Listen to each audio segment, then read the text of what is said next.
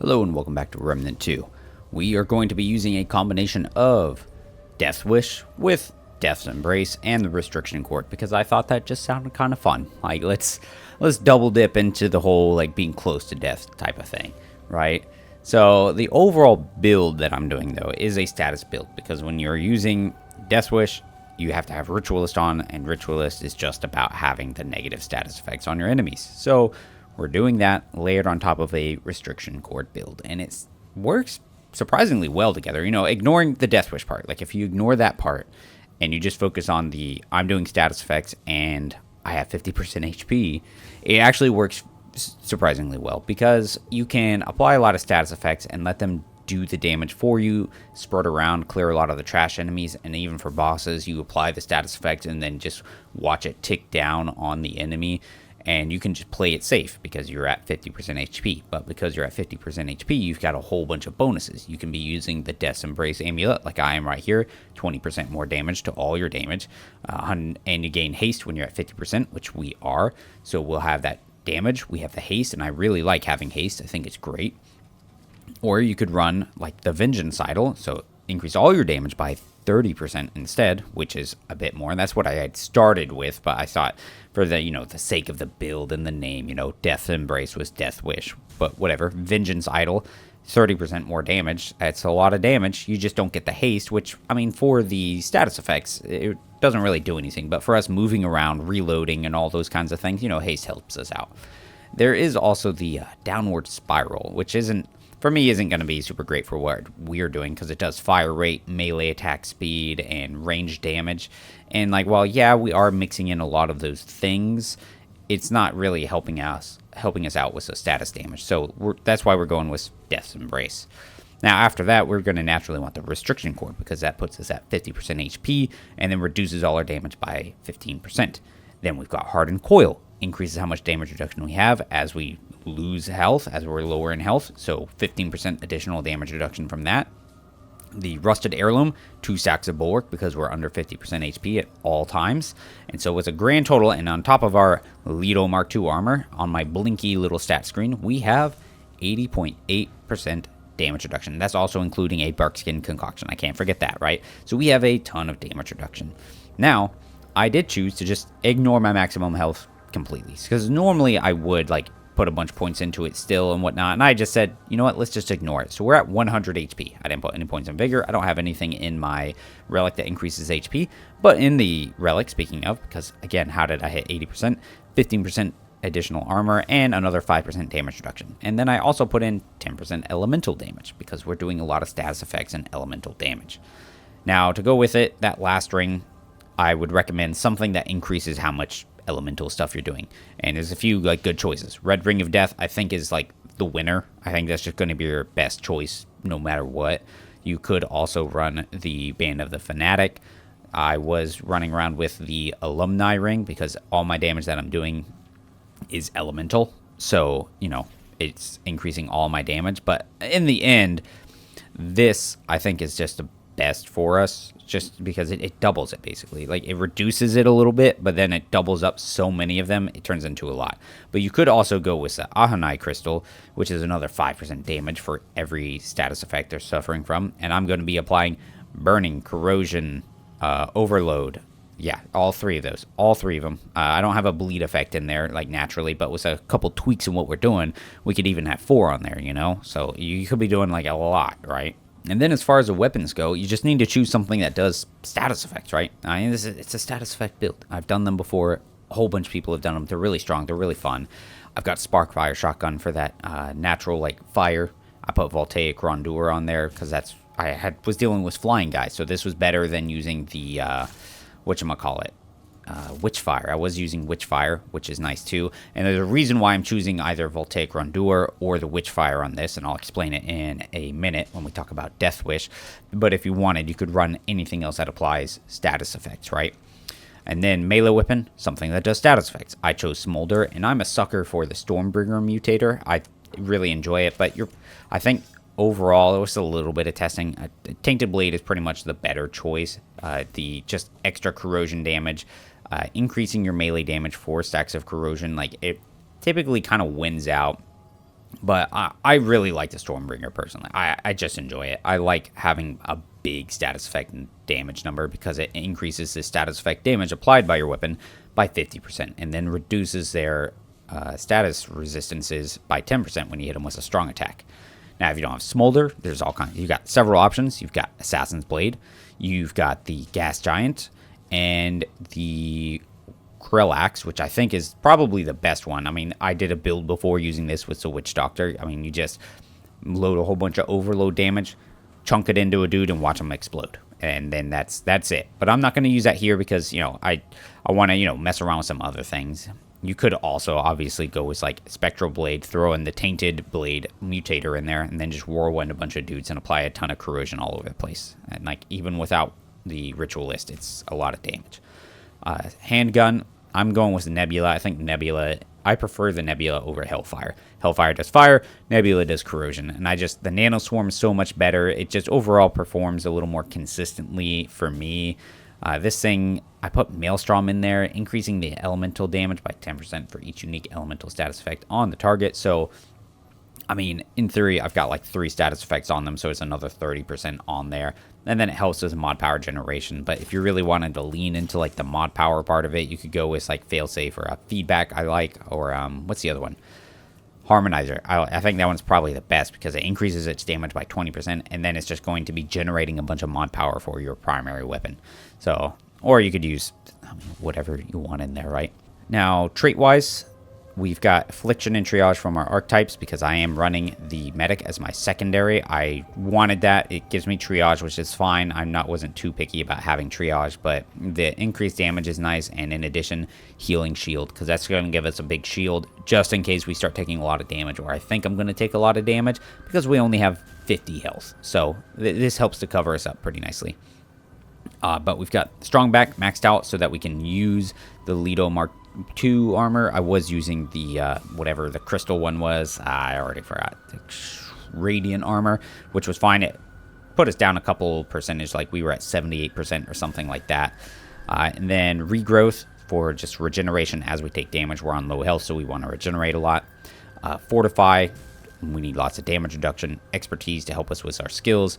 Amplitude because it kind of feeds into the prime perk of our Ritualist. Kind of helps out with some of these other like effects that I've been using as well, depending on the mod that you're running. Siphoner with Deathwish, all our regular healing is disabled, so we need more lifesteal, and plus with all these status effects, it kind of helps us out as well. Handling, just recoil stuff. I'm using the Sparkfire shotgun, so it gets the spread just a little bit better. Shade Skin, that's where I put my last 8 points I had because I'm trying to be fairly durable. So we have quite a lot of resistances right now since we are at 50 HP. We kind of want some more damage reductions, right? Endurance and recovery for some quality of life, and we just had the 2 mandatory points in Spirit. Now let's talk about Deathwish.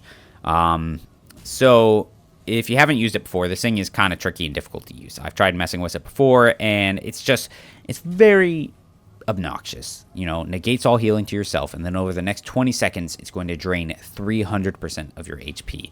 But it increases your damage by 35% and increases your lifesteal 10%, or 10% of your base damage dealt is lifesteal now.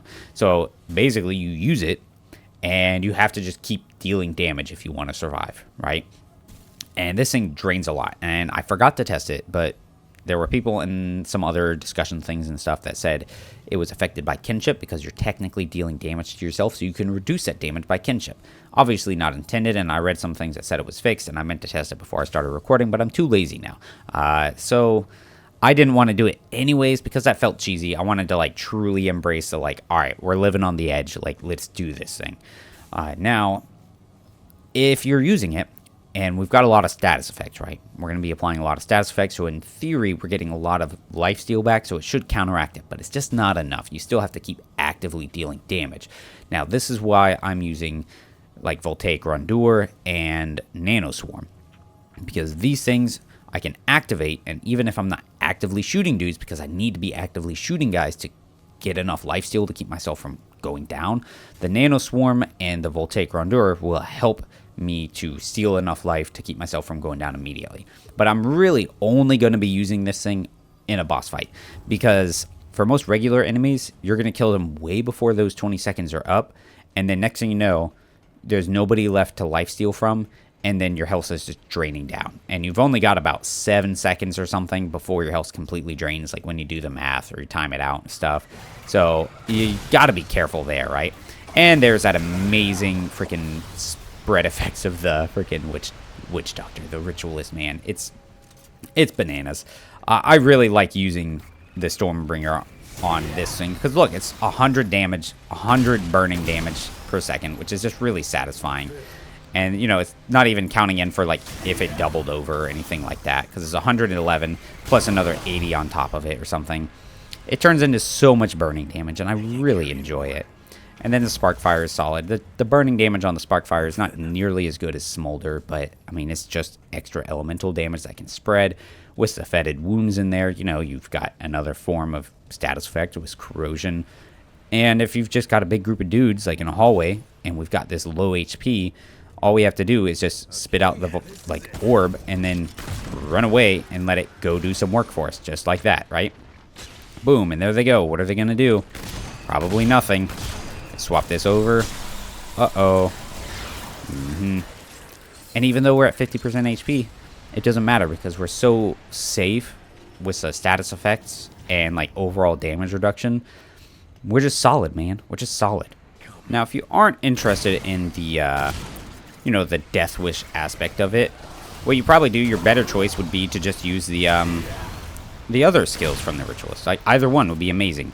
Using the first one, I forget what it's called, Eruption. It's just a quick apply a status effect to some dudes, explode them, and the next thing you know, you're applying, you know, a bunch of damage, finishing off guys who are getting low from, you know, having status effects on them, and it's affected by amplitude, so it's hitting over a big wide range. Or maybe you want to use the other one, which applies all the different status effects to them, and you can just do a lot of work there. And with an elite here, where's he at? Oh, there you are, friend. Let's just send an orb down there. We'll make sure we roll those status effects, though, right? And then just like that, we back off a little bit, and we let it do work. That, Overload didn't really do any damage to us, which is nice. I wanted to hit him so I could, like, you know, get a really strong burning effect on him, but we didn't need it at all. Like, I mean, that dude, I feel like we hardly engaged with him. We hardly engaged with the guy at all because the status effect builds are just really strong. And then you just get a big chunk of burning damage using the Smolder or just a Krelax, whatever weapon you want to use. I will mention the Gas Giant is kind of strange. Like, if you've ever messed with it, trying to do status effect things, it doesn't interact very well with the Tainted Blade, because you would think, like, okay, let's double up on some stacks of corrosion on guys, you know, and then, like, watch it do, like, a lot of damage. But it doesn't quite work. Like, if you do a strong attack with Tainted Blade, it's supposed to apply a stack of corrosion. Except with the Tainted Blade, or with the Gas Giant, it doesn't do it. It still only applies a single stack from either its base attacks or whatever when it's charged up. And so you're missing out on it.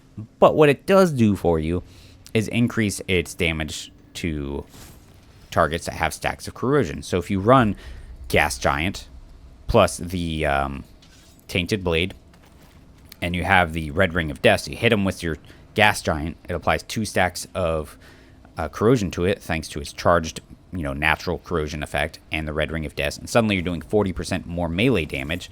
And then if you want, you hit them with the Nebula, so you've got 3 stacks, so you're doing 60% more melee damage, and suddenly the Gas Giant is hitting really, really hard. So it can do some kind of fun things there, but it's a little frustrating that it doesn't get like as many stacks of the corrosion like I feel like it should. But it still works, you know, depending on what you have. You could just run Stormbringer on there as well. Now, you definitely have to consider, anytime you do like a status effect build, you got to consider your scenario, right? If you're in like a bunch of water sections, and then obviously fire is not going to work nearly as well, because guess what? You know, it's going to put them out. Yeah, I thought I heard a dude. Oh, we're only wait. Oh, I tried to use the bubble. Bubble doesn't help me there. That's unfortunate. Oops. Oh, I didn't get the checkpoint. Ooh, we've got a corrupted dude. All right, so this could be a fun one to use the Deathwish on, right? Boom. Now we throw out a Voltaic Rondure, and then we get hit by lightning, and so we die. Yeah, so what I probably should have done there, activate the, whatchamacallit, the Nano Swarm. That way it's already flying out, and then as I activate Deathwish, it's already dealing damage and stealing health. But I don't know if it would have even mattered, because the problem with Deathwish is you're just constantly taking damage. So if you get hit and you're really low, and then you're not dealing damage, suddenly, you know, you are going to instantly die, because Deathwish is killing you, and if you're not dealing damage, you're dying. And that's it. There's not too much about it. And that's a very frustrating part of it, is because it incentivizes you to just keep dealing damage so you stay alive, and I mean, you're dealing more damage. But on actual like fights, a lot of times you can't just sit there and deal damage, because you have to dodge a bunch of things, and God forbid you actually get hit once and then you're done, because oh good lord, because then, you know, the Deathwish is just going to get rid of you. It sucks. It is very frustrating. I wish it would do, like, they would do either one of two things. If they wanted to keep it dealing as much like health damage as it does, like during as much HP, like 300%, I wish it wouldn't actually kill you. I wish it would just drop you low. I think that would be fine. I'm okay with that, because guess what? You're still going really low, and if you take any hits, then you're done. So I think that's pretty sweet. I think that's fine. Or if they still want it to be able to finish you, don't make it do as much damage as it does. Like, it's a lot. It's a lot of damage being dealt to you. And so I think it should either do less or do the same amount and not kill you. All right, so we're taking on the boss. This is a fun one to do with Ritualist, because there's so many targets. It ends up splitting so many of the status effects around, so it's very satisfying. But we'll see how it does with the you know, Deathwish. I don't know how well this is gonna go, but I mean, I've pulled it off on some other guys. Phelan, the Sunken Witch, you know, just some other generic fights and stuff. Now, see, the bad thing is, right, we have to dodge, and then suddenly we're really low on HP, and then, you know, we're still got 8 seconds left of it, like, chunking away at us. Now, we've got enough, like, you know, negative status effects or whatever going on in enemies, so it's kind of working out for us. Chop, chop, there it goes. And I mean, we didn't die, so we dealt a whole bunch of damage. He's at 50% HP. So I mean, it worked, right? That did what it was supposed to do. And we had the Nano Swarm out, which helped us out, right? That extra lifesteal, that's what we were looking for. Now, I can always use the healing shield as well to make sure I'm staying alive in between sections of using, you know, the freaking skill. And then we just go from here. We want to hit them with some of our Smolder, because Smolder does a lot of burning damage. If we can spread that to as many enemies as possible, that would be great. He's got Drain and Thick Skin. Let's go ahead and use one of our relics, too. That's going to help us out with some of our double regen stuff. Deathwish is almost off cooldown, so we'll actually pull that out here in just a moment. I'm going to move over to this side and launch a Voltaic Orb across the center. And then that should be able to catch enough dudes that will get a ton of lifesteal off of it. And then we should be good. Oh, get off me. Yeah, look at our HP. All that lifesteal is really helping us out. Now, we're going to die, because there's nobody left to deal damage. So, there's the downside, right? Just like I was saying, when you take out trash guys, you get rid of them too fast, and then suddenly you can't lifesteal anything. Now, it might not be so bad if you have, like, a teammate. If you're playing multiplayer, you know, people can pick you up, which is kind of cool. I want to test it. Has anybody tried it with the, what's it called? The Game Master's Mastery, or whatever the heck it's called. Game Master's Pride. Reduces all your healing by 50%, but splits all damage and remaining healing evenly among allies wearing this ring. So has anybody tried Deathwish with that thing? Because I might try it here in a little bit. And I'm going to force my dad and brother to play, and then make them wear the ring. And then we'll see how it interacts with the team. Because that would be... like, then it could be pretty usable, right? If you have, like, 3 health pools to pull from, then maybe you'll be fine, you know? And then, will it disable... I wonder if it would disable any shared healing?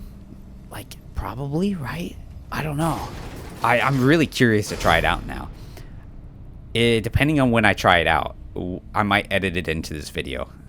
Alright, so I dragged my brother online, and we did...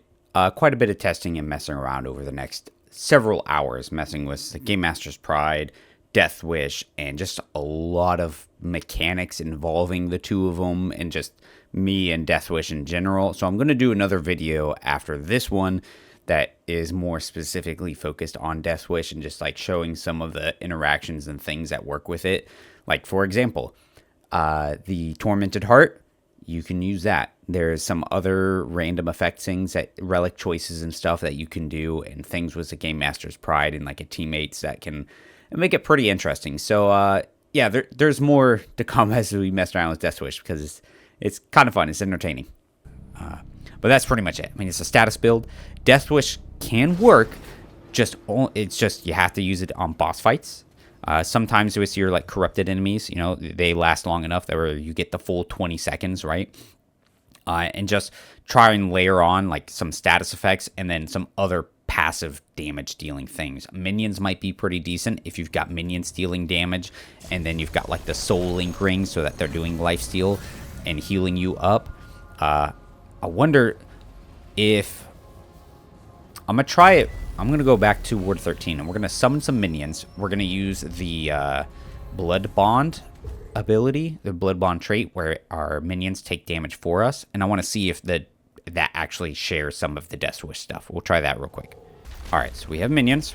We're gonna go put some points into Blood Bond, so our summons will absorb some of our damage. Confirm. And then, you know what, well, it won't matter.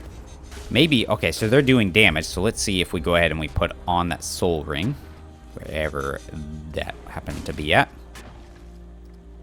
There we are, soul link. They lifesteal 5% of base damage dealt, which returns to the wearer. So now we try that. All right, let's activate it, see what happens. Ready? Keep hitting, guys. So they're not taking damage for me, unfortunately. That's a bummer.